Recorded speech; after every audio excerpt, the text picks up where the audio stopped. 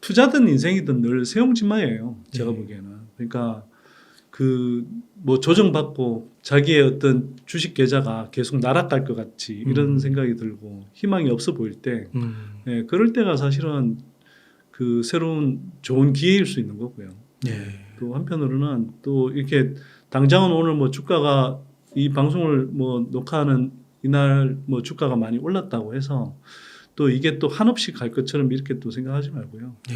그냥 제가 늘 말씀드린 대로, 예, 긴 호흡으로, 예, 성장하는 산업에 좋은 기업들을 믿고, 예, 그 기업들이, 예, 언제든지 큰 흐름에서는 성장한다. 그리고 모든 난관을 뚫고 돌파한다. 그런 믿음 정도를 가지고, 예, 긴 호흡으로 가시는 게 좋겠다, 담담하게. 제가 뭐 늘 많이 하는 이야기인데, 제가 사실 투자 경력이 그렇게 길지는 않아요. 뭐 지금부터 한 10여 년 전부터 시작한 거니까, 네. 보통 주식 투자를 오랫동안 해오신 분들은 뭐 빠르신 분들은 뭐 20대 30대부터 시작하신 분들도 있잖아요. 저는 어찌 보면 40대 넘어서 시작한 거니까, 40대 들어서 시작한 거니까 늦깎이죠.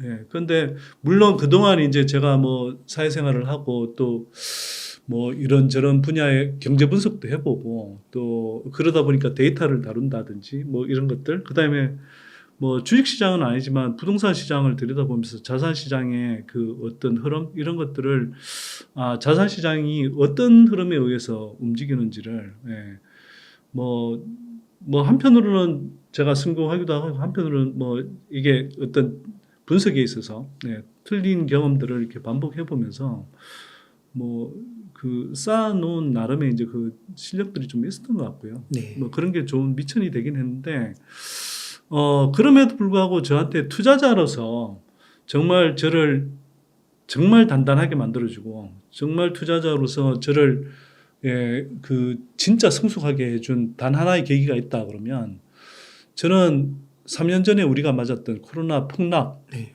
예, 그때라고 생각하거든요. 그 이전과 그 이후에 저는 정말 시장을 대하는 태도, 그리고 또 한편으로는 투자의 올바른 접근법, 네. 이런 것들에 대해서 정말 많이 깨닫게 됐고, 그걸 전에는 사실은 이렇게 될 거야 좀 이론적으로 주로 깨달았다고 한다면, 그 코로나 폭락의 이 조정의 심연에 빠져서 풀 베팅 상태에서 정말 멀쩡한 종목이, 오늘은 사실 공매도 금지하니까 막 상한가가, 그 시총 무거운 종목들도 상한가가 막 속출했잖아요. 네. 근데 그 당시에는 정말 개잡주도 아닌, 흔히 말하는 개잡주도 아닌 종목들이 눈앞에서 그냥 막 하루 만에 거의 하한가 수준으로 몇 종목들이 그렇게 가버리는 걸 보면서, 정말 힘들었거든요, 사실 그날은. 제가 요즘, 그러니까 요즘 같으면 안 그렇겠지만 그때는 정말 저도 이제 그런 완전히 풀 베팅 상태에서 그 정도로 이렇게 단 하루 만에 폭락하는 건 처음 경험했기 때문에 정말 솔직히 말씀드리면 그날 제가 울었어요. 정말요? 소장님도 그럴 때가 있으셨어요? 이제야 말할 수 있다. 근데 제가 그 코로나 폭락을 경험하면서도 제가 그래도 잘했다고 생각하는 건 그 상황에서도 시장을 떠나지 않았다. 그리고 이건 진짜 정말 좋은 기회다, 한편으로는. 네. 그래서 그때 코로나 폭락의 바닥에서, 예, 있는 돈 없는 돈 다 끌어모아서 매수를 했고, 아니 멀쩡하고 너무 좋은 기업들이 막 그냥 막 고점에서 60% 70% 빠져 있었던 상황이었기 때문에. 그래서 그렇게 했고, 실제로 그때의 바닥에서 뭐 진짜 수렁에서 뭐 기어 올라와서 그 해 끝날 무렵에는 뭐 코로나 폭락의 바닥거래에서 비해서 거의 10배 이상 수익이 났었고요. 그래요? 네. 그러면서 이제 깨달았죠. 이게 제가 앞에서도 말씀드렸지만, 조정이라는 것은 추가 네. 수익의 기회구나. 네, 그래서 제가 이 주식 투자의 엄청난 잠재력, 네. 예, 이런 것들을 사실은 그때 많이 배운 거죠. 이게 빠진 주식 투자, 그러니까 주식으로는 예를 들면 주식으로는 아무리 손실이 나도 뭐 마이너스 90% 이상 손실 나기 힘들고 상폐당하지 않는 한, 뭐 보통은 뭐 최악의 경우라도 60, 70% 네. 빠지는 경우가 대부분이고, 근데 그게 그렇게 빠지지만 주식은 위로는 뭐 5배, 10배, 20배도 오를 수 있는 게, 그다음에 심지어는 100배 오를 수 있는 게 주식이라는 것이고, 네. 또 떨어질 때 예를 들어서 10,000원이던 게 5,000원 떨어지면 이건 손실률은 50%이지만 5,000원이라도 다시 팍팍 긁어 모아서 그때 사면 이게 다시 10,000원으로 회복할 때는 이거는 수익률이 100%라는 거죠. 그래서 손실과 수익의 비대칭 현상. 네. 이런 것들을 그냥 그때 너무 이제 절절하게 느낀 거죠. 사실 이론적으로는 그때 그 이전에도 알고 있었던 것 같아요.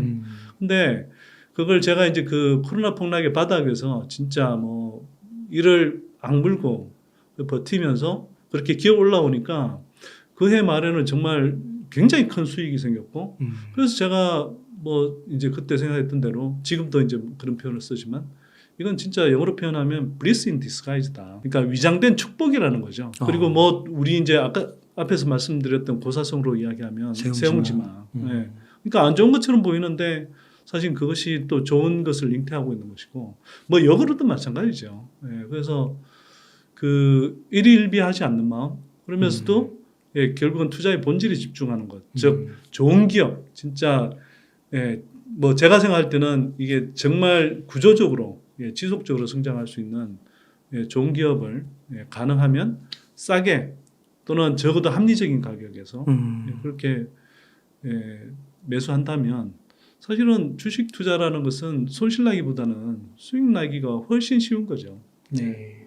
그래서 이걸 견디는 힘은 그 기본적으로 이렇습니다. 그러니까 좋은 기업에 대해서 충분히 공부해서 그 좋은 기업에 대해서 자신감을 갖는 것. 네. 예. 그게 가장 기본이라고 생각하고요. 저는 이걸 불변, 만변이라고 하는데 이제 그러니까 변하지 않는 것으로서 세상 온갖 변화를 이겨낸다. 네.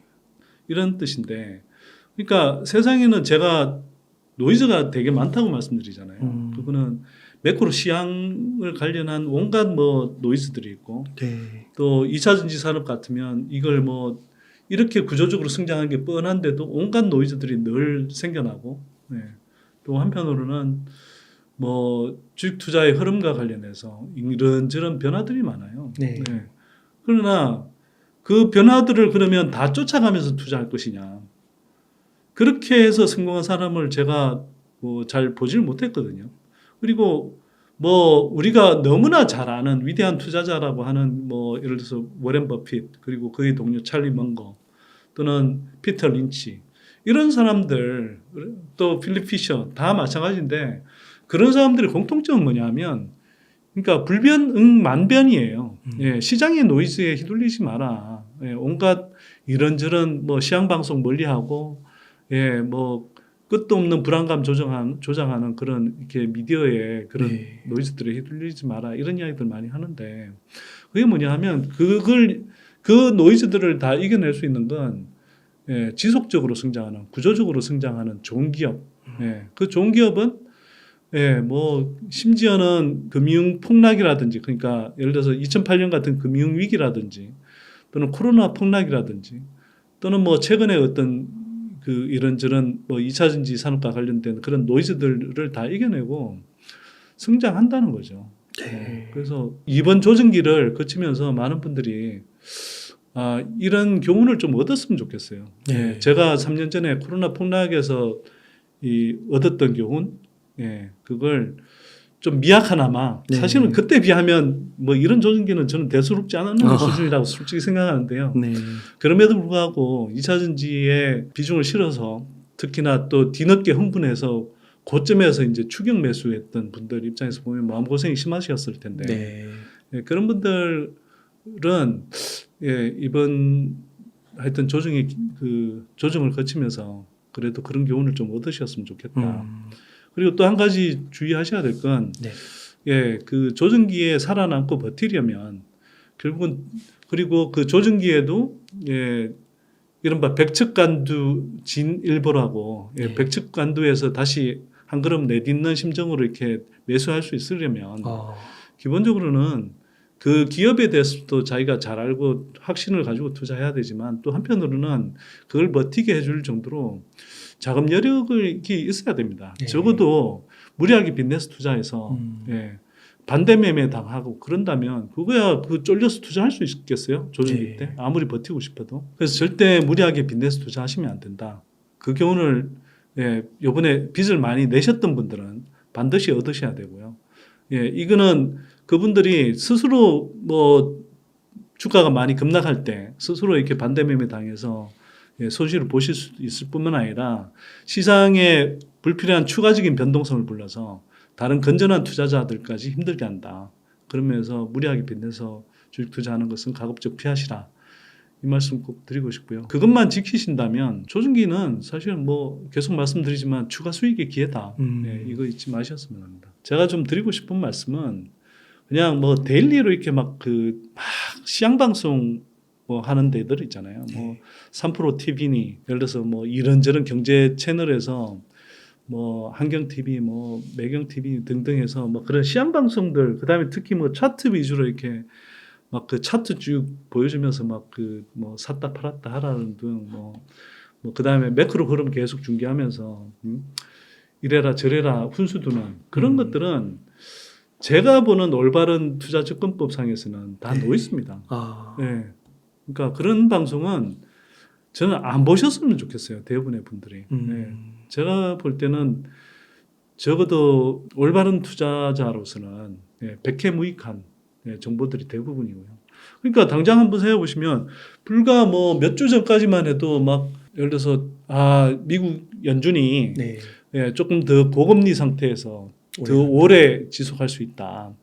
이런 전망 때문에 갑자기 막 조정을 받고 그랬잖아요. 네. 그런데 또 불과 이제 얼마 전에 뭐 인플레 조짐도 이제 좀 줄어들고 그러면서 또 고용 시장이 악화되고. 조금 위축되는 그런 신호들이 나오니까 또 금방 국채 금리가 확 떨어지면서 맞아요. 또 시장이 확 올라가고 네.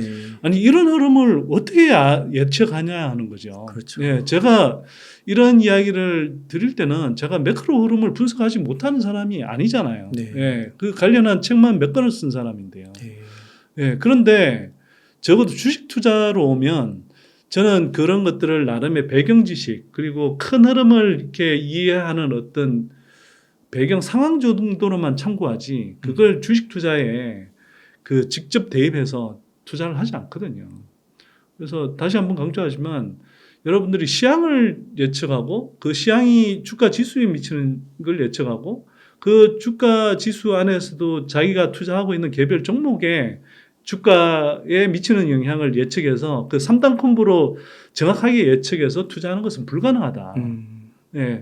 그래서 그게 아니고 그 좋은 기업의 구조적 가격 대비해서 가치 또는 매력을 따져서 이게 만 원일 때도 좋은 기업이라고 생각했는데 이게 8,000원, 7,000원까지 내려오면 더 사야 된다. 네. 그게 바로 이제 아까 말씀드렸던 불변응만변이다.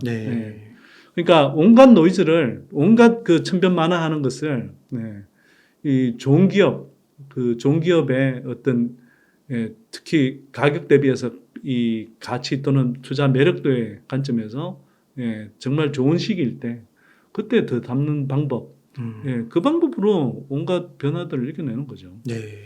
그러니까 이번에 그 막 채권금리 아까 말씀해주신 거, 그러니까 블랙록 자산운용사 1위 그분도 물렸다고 그러더라고요. 그러니까 이게 얼마나 예측이 어려운지 정말로. 예측이 어려운 것도 있고요. 네. 제가 나온 김에 그냥 이 말씀은 좀 드리고 갈게요. 지금 시장에 두 가지 착각이 있는데요.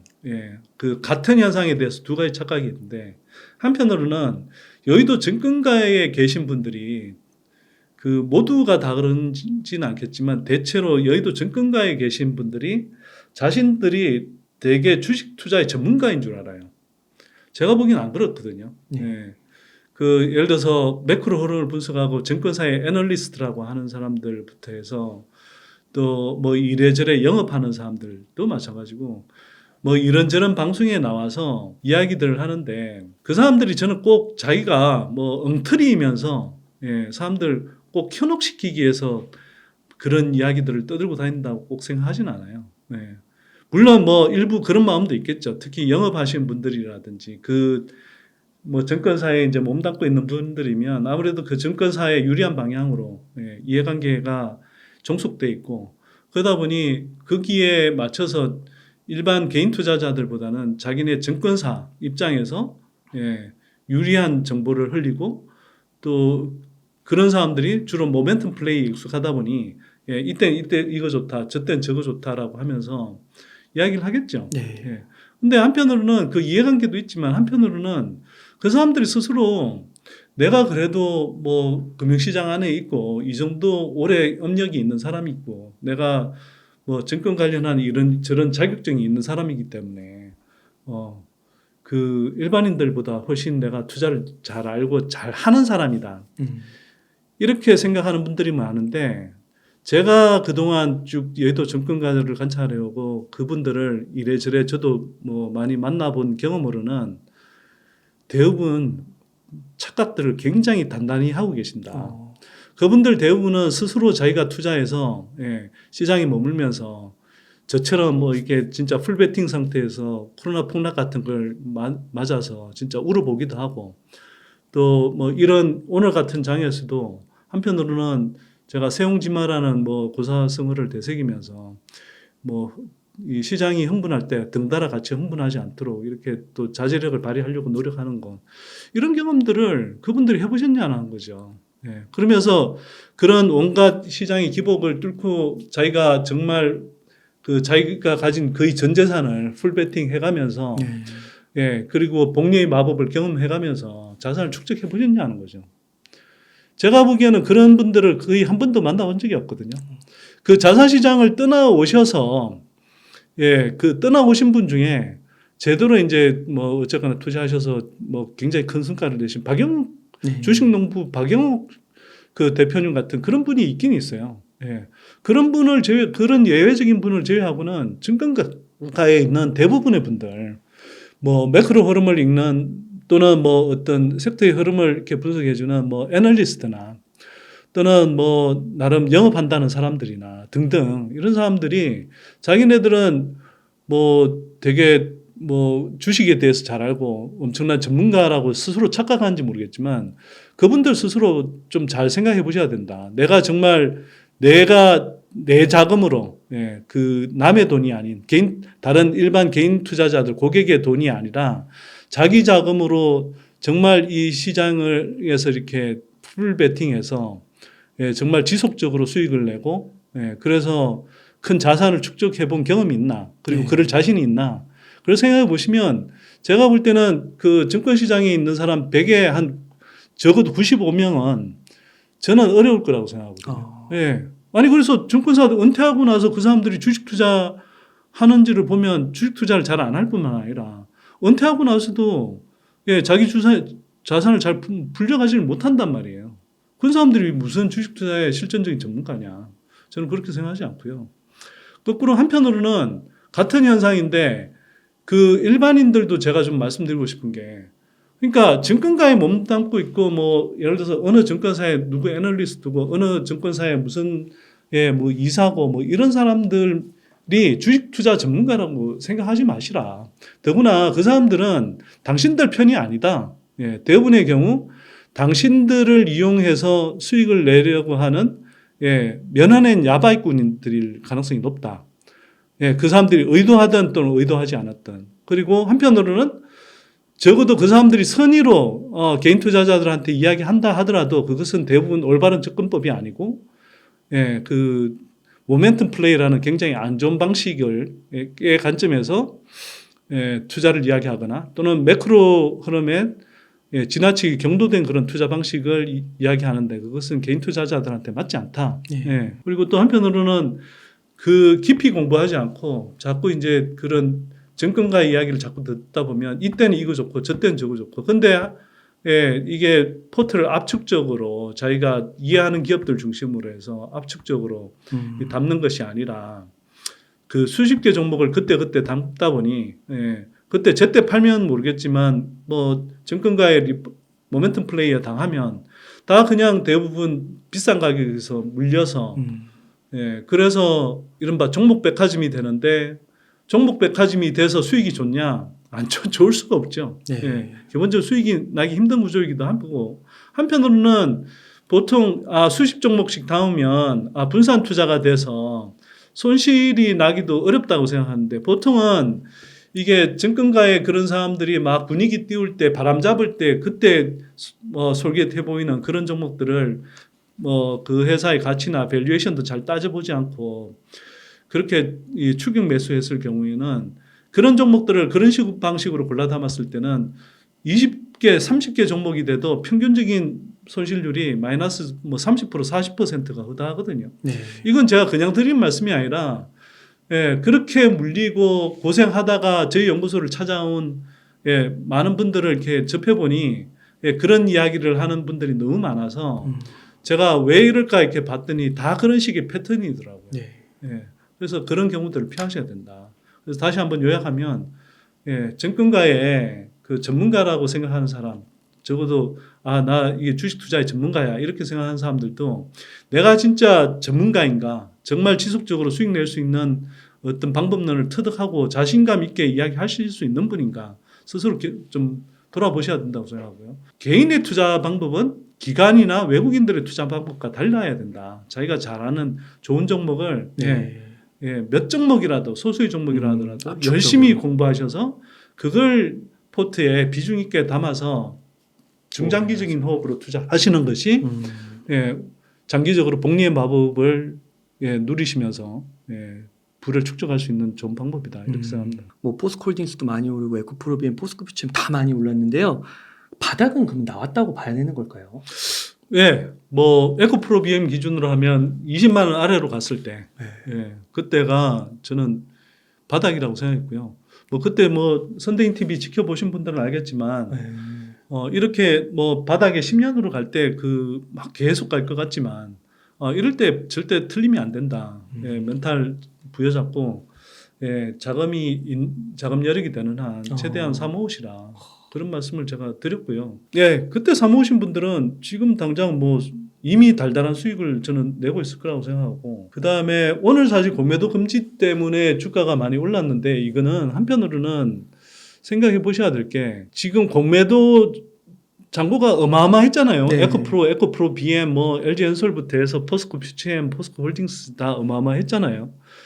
그런 종목들 위주로 다 상한가 또는 뭐 상한가에 준하는 수준까지 올랐잖아요. 왜 그랬을까? 공매도 그러면 이제 지금 앞에서 이제 공매도 포지션을 잡아놓던 사람들 입장에서 봤을 때 이걸 예를 들어서 이 회사가 정말 펀더멘털이 엉망이어서 계속 나락갈 것 같다. 그러면 오늘 같은 장에서도 쇼커버 안 했겠죠. 근데 제가 볼 때는 상당수의 어떤 공매도 포지션 잡아놨던 세력들이 저는 쇼커버 들어왔다고 보거든요. 왜 들어왔을까? 지속적으로 이게 정말 이 회사들이 실체도 없고 거품 덩어리인데 그 성장성도 없는데 그냥 진짜 자기네들이 생각해도 정말 형편없는 종목들이어서 그냥 찍어 눌렀는 게 자기네들이 맞았다고 생각하면 그 포지션 안 바꾸겠죠. 그쵸. 근데 아직 뭐 이제 오늘 막 장이 끝난 상태에서 지금 방송하기 때문에 제가 뭐 확인할 수는 없지만 굉장히 많은 공매도 세력들이 포지션을 바꿔서 이제 쇼커버 들어왔을 거거든요. 그건 무슨 뜻일까? 스스로도 생각하기에 이게 뭐 단기적으로는 몰라도 공매도 금지 기간 그 내년 상반기까지를 이겨내면서까지 계속 이 숏 포지션을 뒀을 때 자기네들이 이거 손실이 더 커지지 않을까. 그래서 지금이라도 그냥 쇼커버 들어가자. 이런 생각을 많이 했겠죠. 그래서 저는 상한가 같다고 생각합니다. 이게 그래서 단순히 예를 들면 공매도 금지에 한호한 개인 투자자들의 힘만으로 그냥 상한가를 갔다. 오늘 뭐 외국인 순매수 엄청나더라고요. 그게 그러지 않았을 거고요. 그리고 한편으로는 그렇죠. 뭐 이렇게 이제 이런 예상이 되면 그러면 같은 기관이나 외국인들 입장에서도 숏 포지션 있는 주체들이 당장 쫄릴 거 뻔히 아는데 그럼 이거는 그냥 뭐 개꿀이네 하고 엄청 밀어붙였을 거예요. 그래서 뭐 어마어마한 순매수가 나온 것일 거고. 그게 다 보이는데 뭐. 그러니까 근데 이걸 한번 생각해 보셔야 되는 게 그러면 이게 정말 정상적으로 그냥 우리가 공매도라는 것이 가격 발견 기능이 있다라는 것이고, 그래서 이게 정상적으로 정말 거품이 있고, 예, 정말 뭐 주가가 진짜 쉽게 말해서 택도 없는 종목들이 주가가 괜히 부풀려져 있었던 거라면 공매도 금지한다고 해서 이렇게까지 주가가 다시 바로 뭐 순식간에 반등하겠는가? 네. 이걸 생각해 보셔야 되는 거죠. 그러네요. 그만큼 예, 어떤 세력들에 의해서 인위적으로 예, 의도적으로 눌려 있었다. 그리고 그게 용수철처럼 오늘 튀어오른 거다. 뭐 이런 이야기가 저는 된다고 생각하고 하는 거고요. 그리고 한편으로 오늘 또 생각해 봐야 될 게 우리가 공매도의 대차 상환 기간이 사실 무제한이잖아요. 네. 그러니까 이게 제한 기간을 두는 게 얼마나 중요한지를 또 생각해 볼 필요가 있는 거죠. 네. 당장 지금 공매도 숏 포지션, 그러니까 숏 포지션 있는 그런 그 공매도 세력들 입장에서 보면 이게 오늘부터 시작해서 그 내년 상반기까지 대략 한 8개월 정도 되는데 이 8개월 기간 동안 자기네들이 예, 포지션을 청산하지 못한다라고 이렇게 생각을 해버리니까 예, 이게 쫄아서 이 사람들도 숏커버를 할 수밖에 없는 상황이 되는 거거든요. 그러면 한번 자, 그러면 이게 당장 3개월이 그러니까 무제한이 아니라 8개월 정도까지만 이게 이 사이에서도 자기네들이 어떤 운신의 폭이 줄어든다고 생각하니까 당장 겁먹고 이렇게 뭐 멋대로 이제 공매도를 칠 수 없는 상황이 돼버리는 거잖아요. 네. 예. 물론 오늘 뭐 공매도 자체가 이제 기본적으로는 뭐 될 수 없는 상황이긴 했습니다만. 근데 그러면 이게 뭐 진짜 8개월이 아니라 예를 들어서 개인 투자자들처럼 뭐 예를 들어서 3개월로 제한한다. 그러면 이게 이제 공매도를 치더라도 그 사람들이 적어도 이 사람들도 기본적으로는 한 번 실패하면 2차, 3차 계속 공격할 수 있다. 이런 식으로 이제 진짜 생각하는 게 아니라 그렇죠. 리스크에 대한 예, 어떤 의식을 가지고 예, 경각심을 가지고 공매도를 치겠죠. 그러면 그렇죠. 같은 공매도를 친다 하더라도 훨씬 더 좀 더 신중하게 판단하고 정말 이 회사 또는 이 기업이 정말 부풀려져 있는 건가, 거품이 끼어 있는 건가, 이런 판단을 정말 더 하겠죠. 그리고 밸류에이션을 좀 더 면밀히 따져보겠죠. 네. 또는 성장성을 예, 조금 더 신중하게 면밀하게 따져보겠죠.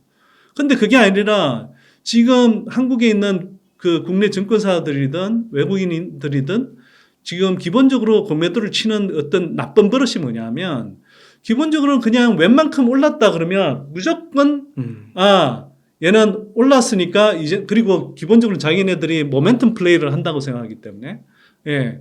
그래서 그리고 또 한편으로는 뭐 국내든 국외든 리포트를 내면서 자기네들이 시장을 웬만큼 주무를 수 있다고 생각하기 때문에 예. 일정한 시점에 자꾸 이제 뭐 웬만큼 올랐다 그러면 이제 무조건 공매도 숏 포지션을 잡아버리고 또는 한편으로는 자기네들이 내는 어떤 리포트 같은 것들 이런 것들을 가지고 계속 이제 또 막 시장에 예, 그 얼음장을 놓으면서 예, 그러면서 이제 그 주가를 떨어뜨린단 말이에요.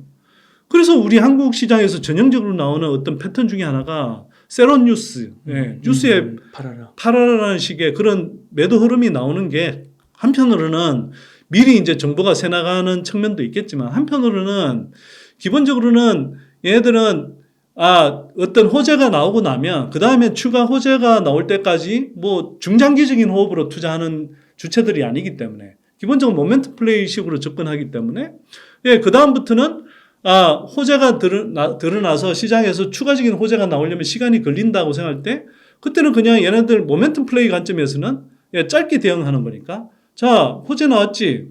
그러면 이제 뭐 추가로 더 올라가기 어렵거나 또는 추가로 더 올릴 수 있는 어떤 재료가 당장 없으니까 일단 그냥 정리해버리는 거죠. 네. 예. 근데 그럼 보통의 이제 개인 투자자들은 좋은 뉴스가 나왔으면 그때 이제 이 뉴스를 가지고 이제 매수를 하는데 그럴 때 이제 모멘텀 플레이 하는 기관이나 외국인들 관점에서는 그때 이제 물량을 떠넘긴다든지 또는 그때부터 이제 본격적으로 공매도 숏 포지션을 친다는 거죠. 그러면 이게 그 시장에 참여하는 사람들, 투자 주체들 입장에서 보자면 이런 식으로 이제 공매도를 치는 그리고 그게 이제 우리 기관이라든 증시에 만연해 있는 어떤 모멘트 플레이의 그 관점에 연동되다 보면 개인 투자자들도 이제 거기에 자꾸 학습이 돼서 그런 식으로 따라가려고 하는 거예요. 네.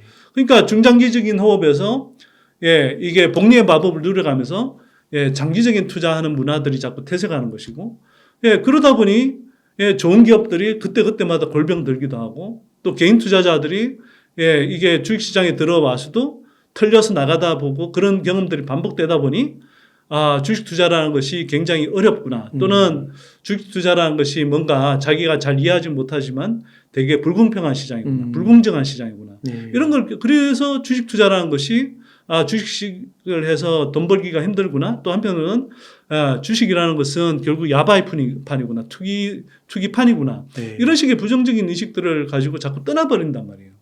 그 결과 어떻게 되냐?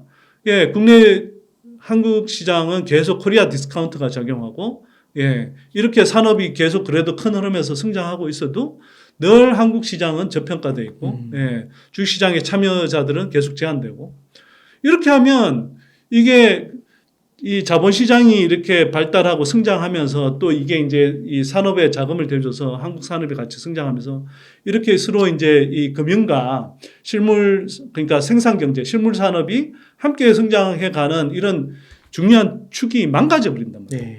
네. 근데 그걸 지금 누가 이런 판을 망가뜨리고 있냐. 기존에 그 정권가 있거나 또는 외국인들 중에서도 상당히 많은 그런 공매도 세력들, 이런 사람들이 망가뜨리고 있는 거다.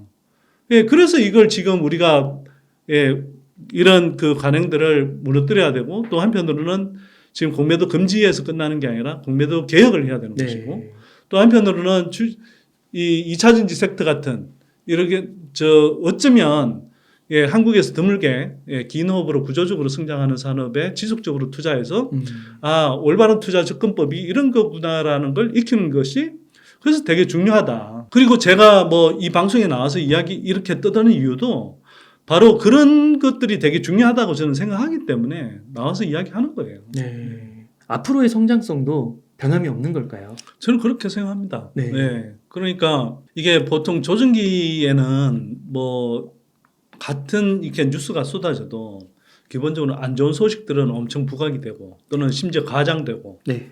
그리고 또 그런 분위기를 이용해서 굉장히 이제 뭐 왜곡된 정보들이 난무하고, 그리고 그 왜곡된 정보를 생산하는 사람들이 많이 있죠.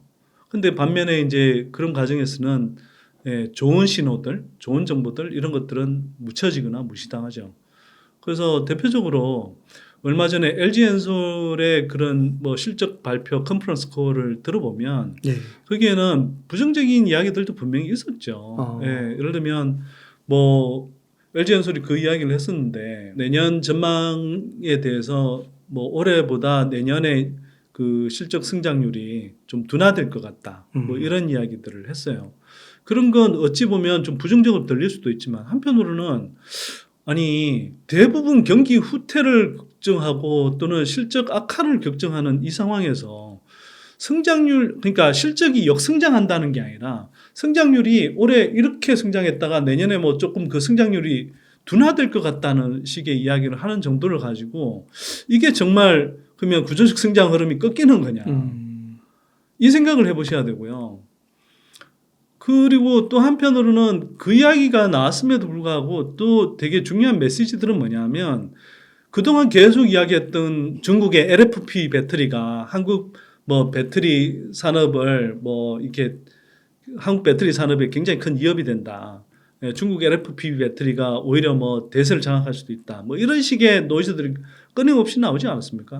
근데 제가 뭐 계속 이야기했던 것은 뭐냐면 중국 LFP 배터리는 기본적으로 전기차향으로 적합하지 않으나 그럼에도 불구하고 단기적으로 왜 이렇게 확대되는 것 같은 흐름이 보이냐 하면 기존에 상대적으로 이제 좀 뭐 그 고가 차량을 구매할 수 있었던 고소득 구매층 중심으로 해서 전기차 시장이 초기에 형성되고 정부 보조금이 이제 뭐 투입되면서 이제 성장하긴 했으나 이제 이 구간을 좀 벗어나서 이른바 볼륨 시장, 중저가 시장부터 해서 뭐 엔트리 레벨까지 그렇게 이제 이 시장이 확대돼야 되는, 본격적으로 확대돼야 되는 국면에서는 이게 이제 전기차 가격이 낮아지면서 한편으로 어느 정도 좀 낮아지고 또 한편으로는 다양한 가격대의 그런 전기차들이 그리고 굉장히 좋은 디자인의 좋은 어떤 그 지금 내연기관차처럼 다양한 구색을 갖춘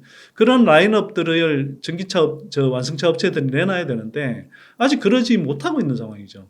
근데 당장은 한편으로는 이 저변을 확대해야 되는 상황에서 그 배터리 가격이 아직은 이제 뭐 그만큼 싸게 팔 수 있는, 예를 들어서 지금 당장 뭐 2만 불대, 달러로 따지면 2만 불대, 3만 불대 그런 전기차들을 내놓기에는 이 한국의 이제 배터리들은 상대적으로 고가이고 네. 그 완성차 업체들 입장에서는 뭐 당장은 이제 전기차 생산 규모의 경제가 안 되기 때문에 지금은 생산할수록 오히려 이렇게 역마진이 생기는 그런 경우들도 많기 때문에 예, 그 한국의 이제 고가 배터리를 다 채택할 수는 없는 거거든요. 네. 그래서 일시적으로 LFP 배터리 같은 저가 배터리를 사용하는 겁니다.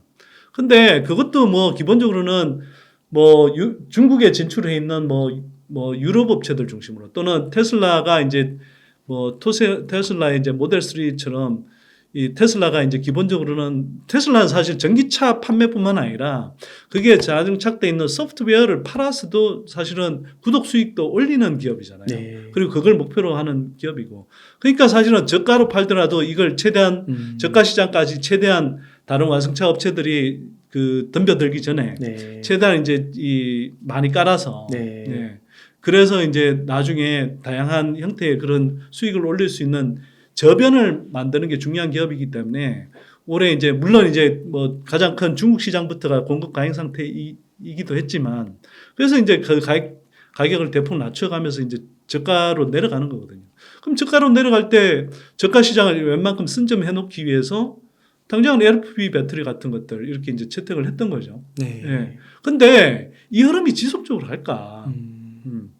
근데 거기에 대해서 굉장히 반격을 뭐 한국 업체들이 곧 할 거다라는 아주 명확한 신호를 준 게 LG엔솔이 이제 발표를 하면서 LFP 배터리 우리 2026년 되면 충분히 양산한다. 25년부터는 그리고 뭐 기본적으로는 이렇게 뭐 웬만큼 개발 양산하고 그 다음에 26년부터 본격적으로 양산해서 대응한다. 뭐 이런 이제 발표들을 했단 말이에요. 네. 그뿐만 아니라 그 하이니켈뿐만 아니라 그 미드니켈 또는 하이망간 뭐 이런 계열의 그런 배터리들을 지속적으로 생산해서 그 굉장히 폭넓은 어떤 전기차 라인업에 대응할 수 있도록 하겠다라고 발표했고 또 한편으로는 그와 관련해서 그냥 우리가 하겠다는 게 아니라 이와 관련해서 많은 완성차 기업들 다수의 완성차 기업들이 관심을 갖고 어떤 그 계약 협의를 하고 있다 이런 이야기들을 했단 말이에요. 네. 아니 그런 것들은 사실은 이걸 메가 트렌드라는 관점에서 그리고 긴 호흡으로 보는 저 투자자 입장에서는 굉장히 중요한 정보이고 사실 굉장히 굿뉴스거든요. 네. 그런 것들은 다 무시당하는 거죠. 네. 특히 국내에서 무시당하는 그런 좋은 소식들이 무시당하는 이유는 이런 거예요. 모멘텀 플레이에 익숙해 있고 당장에 이제 뭐 어떤 한 달 후 또는 당장의 다음 분기 뭐 이런 식으로만 주로 보는 데 익숙해져 있고 그때 동안 뭐 주가가 오를까 내릴까 이런 관점에서 주로 투자하는 그 투자 주체들이 대부분이고 그 사람들이 주로 큰 손들이다 보니 사실 단기적으로 내년에 조금 뭐 성장률이 약간 둔화할 것 같다.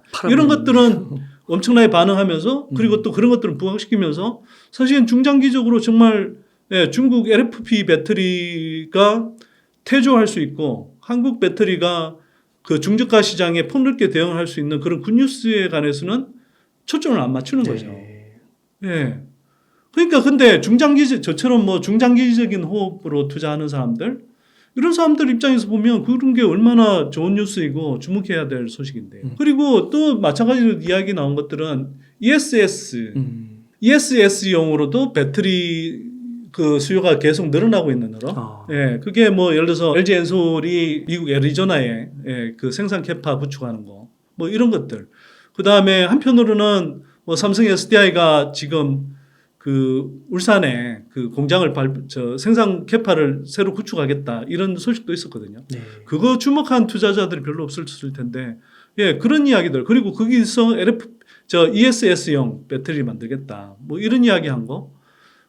그래서 실제로 코스모 신소재 같은 회사에다가 코스모 신소재는 지금까지 삼성향으로 주로 ESS용 공급했는데 이게 별로 요구하는 캐파가 얼마 안 됐는데 삼성 SDI가 요구해서 지금 부랴부랴 뭐 요구해서 지금 뭐 예를 들어서 연간 한 1만 톤 정도의 ESS용 양극할 물질을 공급하는데 그 삼성이 재촉해서 당장 연내에 뭐 그 내년에 당장 한 5만 톤, 6만 톤 정도의 예, 양극할 물질을 공급해 달라는 식의 그런 뭐 재촉을 받는 이런 흐름들이 이어지는 거거든요. 근데 이런 것들은 다 묻혀버려요.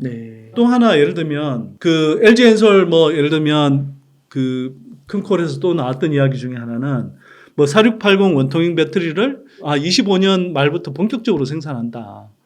그러면 4680 원통형 배터리를 본격적으로 생산한다 그러면 사실은 4680 원통형 배터리는 향후 한 10년 동안에 시장 사이즈가 지금보다 몇십 배 이상 성장하는 그런 배터리 영역이 되는 거거든요. 그럼 수십 배 성장하는 그 원통형 배터리 시장의 본격적인 성장을 예고하는 그 뉴스란 말이에요. 그럼 거기에 예를 들어서 수혜 입는 기업들이 또 나오지 않겠어요? 그렇죠. 그러면 예를 들면 그 뭐 전에 이제 제가 말씀드렸기 때문에 찾아보면 나오겠지만 예를 들어서 그 원통형 배터리에 들어간 니켈 도금 강판을 생산하는 업체가 있단 말이에요.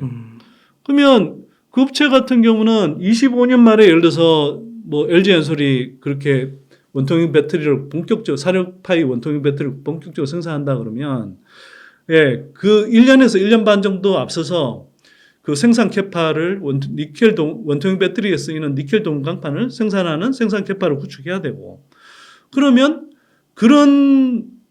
그리고 그게 향후에 뭐 장기적인 관점에서는 그 시장이 수십 배 성장함에 따라서 그 수요도 굉장히 큰 폭으로 늘 가능성이 높거든요.